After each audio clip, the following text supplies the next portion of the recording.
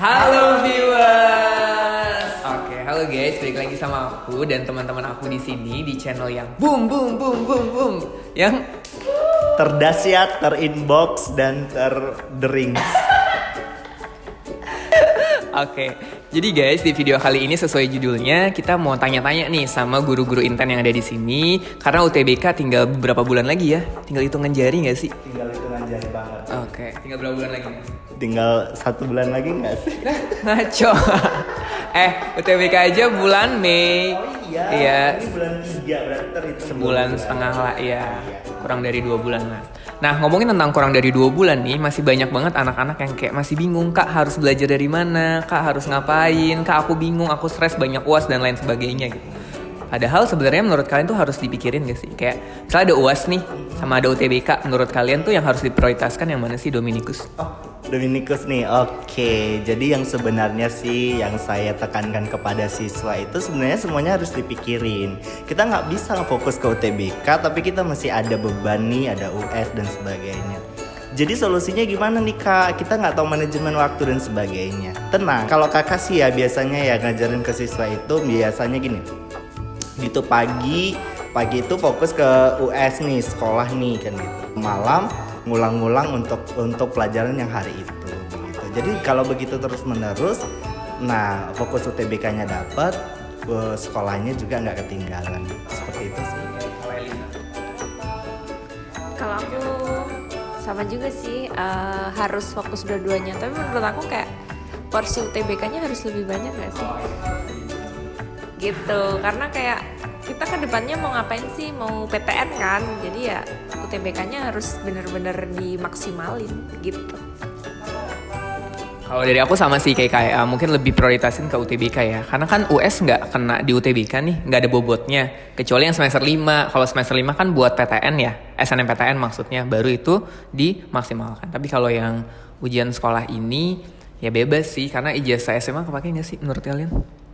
Kalau aku sih menurut aku ijazah SMA penting atau tidak ya penting lah ya. Cuman ijazah SMA itu nggak terlalu menjadi tolak ukur dari universitas ataupun nanti dari pekerjaan kalau kita sudah selesai dari kampus kan gitu.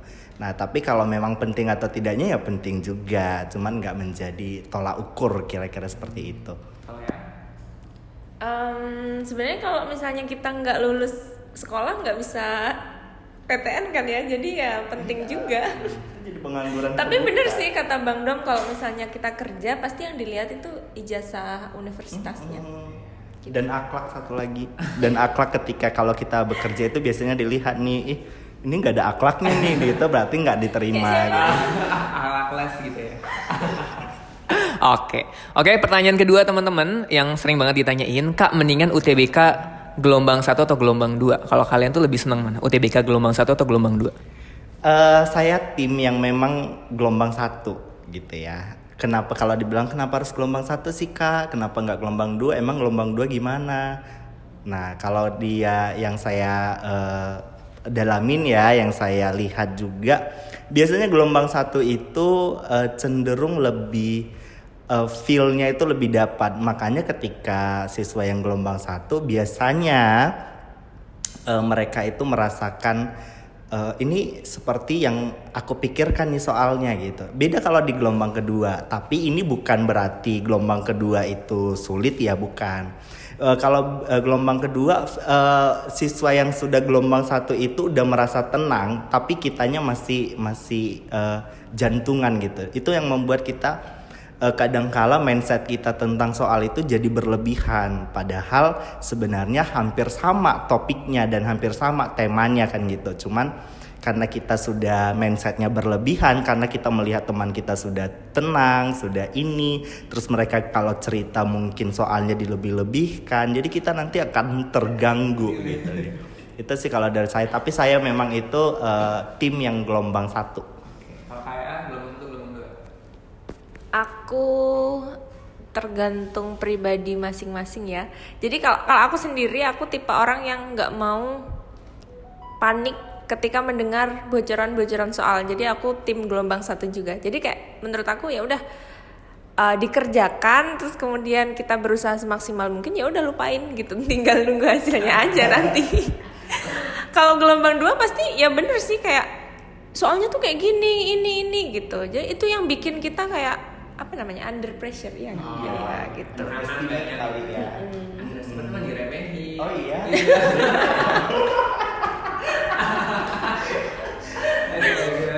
Oke.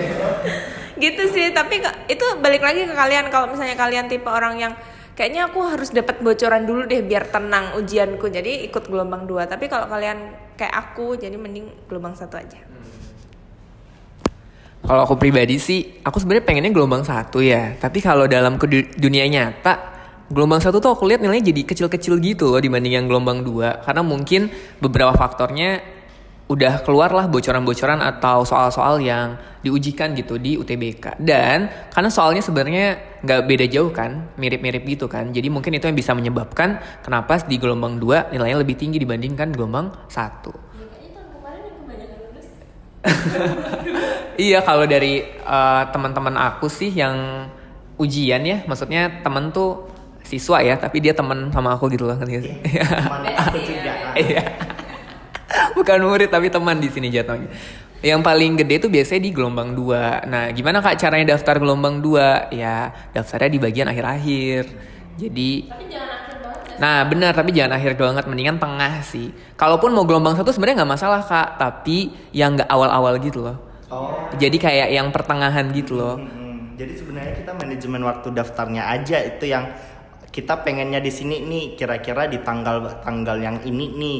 Itu sebenarnya dari kitanya ya, karena memang dari panitia tuh nggak ada ngasih tahu kalau tanggal segini itu masuk ke dalam gelombang 2, itu nggak ada. Dari kitanya aja yang ngukur gitu dianya. Benar, panitia nggak ngasih tahu sih kalau kita daftar di sini akan masuk gelombang 1 atau gelombang 2. Cuman kalau kita lihat secara menyeluruh, yang biasanya daftarnya di akhir-akhir itu masuknya ke gelombang 2. Dan sebenarnya tergantung universitas juga nih Kak, kalau aku lihat. Jadi ada beberapa universitas yang tiba-tiba penuh gitu, enggak? Ada juga universitas yang kayak masih lowong gitu. Jadi kayak tergantung dari universitasnya juga kira-kira. Oh, pertanyaan lain nih Kak yang menarik. Menurut Kakak, ada nggak sih PTN yang nggak mau di nomor 2 kan di SBMPTN gitu? Jadi misalnya kalau Kakak daftar di pilihan kedua nih, mungkin lebih diprioritaskan yang pilihan pertama kalau memangnya nilainya sama gitu. Dapat nggak maksudnya? Dapat. Misalnya si A sama si B nih nilainya sama, si A ini daftar di pilihan pertama, si B daftar di pilihan kedua, tapi ternyata yang masuk si A yang daftarnya di pilihan pertama. Menurut Kakak gimana? Nah, jadi sebenarnya kalau kita itu ambil dasar teorinya sebenarnya nggak ada dari panitia juga nggak ada yang tertulis ya kalau memang itu harus pilihan pertama yang ini nih, nggak bisa digabung sama yang univ yang ini nih, itu nggak ada. Nah, cuman sepanjang perjalanan kita daftar gitu ya, siswa yang udah lulus dan sebagainya, itu memang jarang, bukan berarti nggak ada yang lulus kan gitu ya, jarang memang yang universitasnya yang memang favorit itu di pilihan kedua dia ambil, itu jarang ada yang kena gitu dianya. Nah, jadi dari situ kita dapat kesimpulan kalau yang favorit jangan digabung dulu deh gitu. Nah, itu sebenarnya diambil dari diambil dari riwayat gitu ya, siswa-siswa yang sudah lulus. Tapi kalau dari panitia itu nggak ada yang tertulis yang begitu. Itu sih kalau dari saya. Gimana ya? Wajah si Ea ini terlihat sumringah nggak sih? Sumringah gitu loh, ceria. Memang hari ini kali ya. Aduh, gimana ya?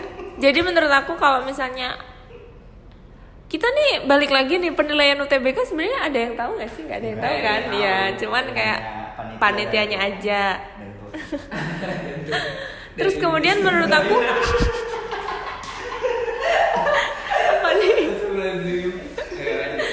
Oke, menurut aku seleksinya tetap dilihat dari nilainya nggak sih? Tetap nilai mana yang paling tinggi, ya udah itu masuknya kemana? Gitu nggak sih? Tapi dari pengalaman aku juga, ada juga yang nilainya lebih rendah nih tapi masuk gitu. Makanya benar, jadi kayaknya di UTBK ada pembobotan juga nih. Sebenarnya pihak LTMPT pernah bilang sih kalau ada pembobotan, cuma dia nggak ngasih tahu pembobotannya tuh di mana, di jurusannya gimana gitu. Oke. Tadi universitas yang keduanya ada nggak sih menurutmu? Itu pertanyaannya. Ada nggak? Ada yang Ada mau nggak diduakan? yang misalkan nih favorit nih 1, 2 nih digabung, gimana kalau pilihan keduanya itu di universitas favorit juga nih? Tergantung, balik lagi ke nilainya. Kalau nilainya tinggi, mau dia pilihan 1 atau 2-nya favorit, menurut aku ya tetap aja masuk. Cuman kalau misalnya nih nilainya rendah ya nggak bisa. Tapi pilihan kedua itu kemungkinan masuknya itu besar menurut aku. Jadi Tapi ada. tapi ada yang bukan, maksudnya grade universitas ya beda gitu. Kayak yang satu favorit, yang satu setengah favorit. Nah, Jadi biasanya kalau nilainya ya nggak bisa masuk ke pilihan pertama, mungkin terlalu rendah, dan di universitas yang kedua ini dia nilainya lumayan gede, ya masuk aja sih bang. nah, tapi aku ada juga punya pengalaman ini, ada siswa aku nilainya tinggi banget nih, tinggi banget, tapi dia ngambil pilihan keduanya, ini bisa sebut merek nggak sih? Nggak lah ya? Boleh. Oh boleh. Nah jadi pilihan keduanya itu dia ambil itu di Jogja kan gitu ya, pilihan satunya yang di Jakarta. Nah gitu, dan dia nggak lulus gitu. Pilihan satunya PTN bagus di Jakarta. Iya. Ya iya. Makanya tapi dia saking tingginya nilainya dia lulus tapi lewat jalur mandiri di banyak tempat dan jurusan yang dia favoritkan kan gitu. Nah dari situ sih sebenarnya itu salah satu sampelnya aja kan, kita nggak bisa menyamakan semua siswa juga kan.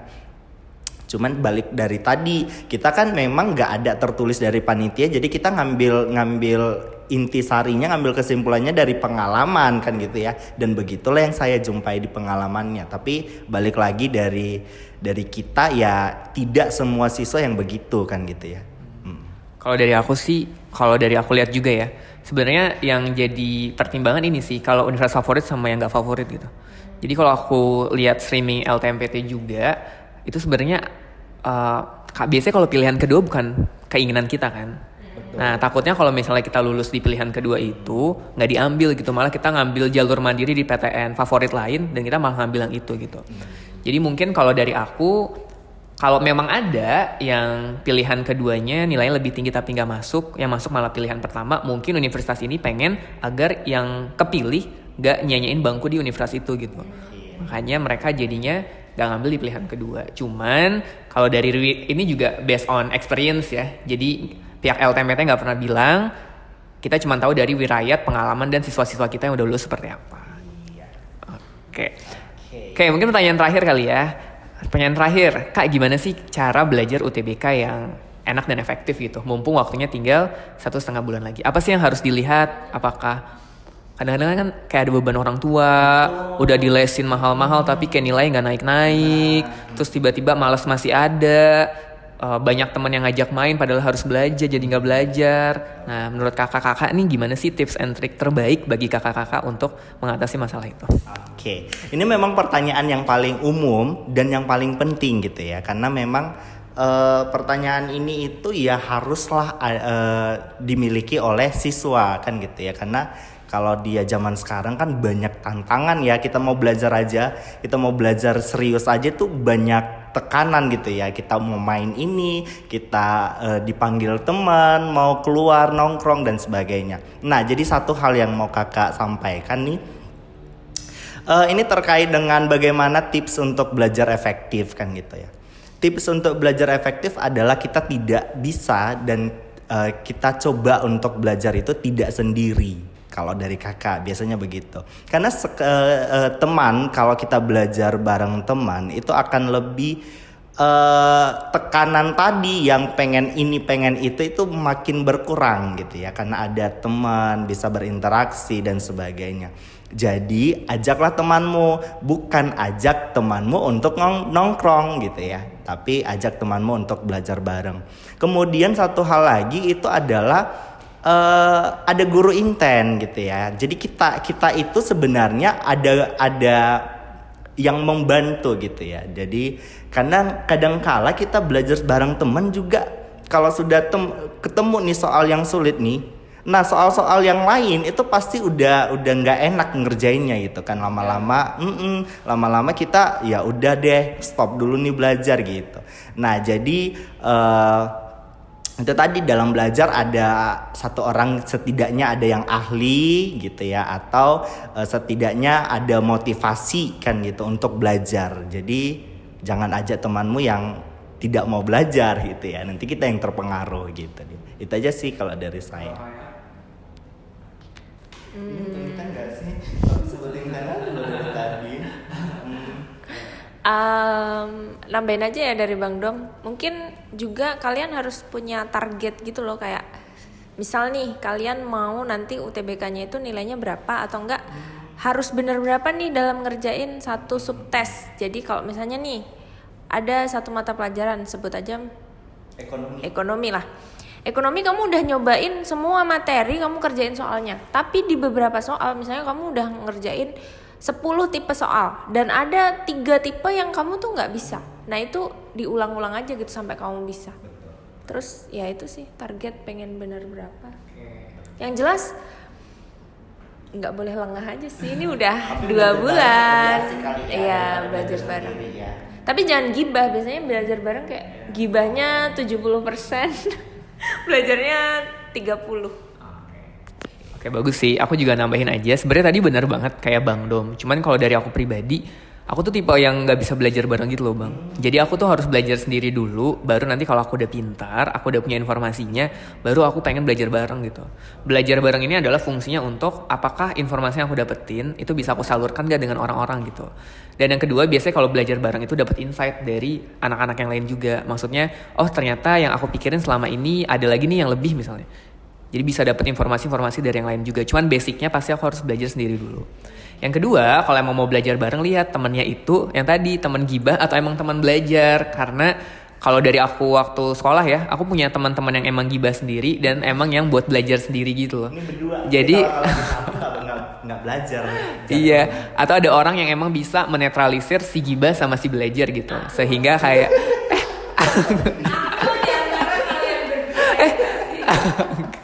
ngaco emang. Ya itu sih. Sama yang satu lagi, sebenarnya belajar tuh nggak usah lama-lama sih menurut aku. Sebenarnya yang belajar yang bagus itu sebenarnya bukan seberapa banyak latihan soal atau quiz atau soal-soal yang kita kerjain gitu, tapi kualitas dari pembelajaran tersebut. Jadi sebenarnya 1 jam setiap hari nggak masalah selama 1 jam itu kita benar-benar serius dan konsisten itu. Jadi saran dari aku sih belajarnya nggak usah lama-lama, tapi kualitasnya harus dilamain atau kualitasnya memang bagus gitu. Sama ini sih kadang-kadang aku kalau misalnya mau belajar terus tiba-tiba males, aku bikin kertas konsekuensi gitu. Misalnya kalau misalnya aku nggak belajar nih, ibuku udah bayar les mahal misalnya puluhan juta, kalau aku nggak masuk nanti kasihan ibu aku misalnya. Atau misalnya ada juga kan orang-orang yang dijadiin harapan keluarganya harus bisa sukses dan lain-lain. Nah itu juga kayak jadi motivasi sih. Jadi kalau misalnya kita males, buat aja kertas konsekuensi yang bisa mengingat. Tambahin kakak-kakak dari wawancara kita yang terhits, boom gimana sih? Oke. Yang mau saya tambahin nih ya sedikit saja dari saya, karena memang ini terkait dengan bagaimana kita menghadapi UTBK ya, menghadapi dunia nyata kira-kira gitu ya. Satu hal adalah selalu fokus, itu dia, selalu fokus, selalu jangan lupa untuk berdoa, dan jangan lupa satu lagi, saking fokusnya kadang-kadang siswa ini dia lupa kalau ternyata diri kita ini butuh istirahat gitu ya. Jadi itu dia, jadi boleh ke mall, boleh jalan-jalan itu boleh, cuman jangan keseringan gitu. Itu sih kalau Oke guys, itu dia wawancara bareng 2 guru inten terhits di Ciracas sejagat Ramat Jati gitu ya. Oke guys, thank you udah join, udah nonton video ini. Hope you enjoy it dengan videonya, dan sampai jumpa di video-video yang selanjutnya bareng mereka juga. Sampai jumpa guys, dah.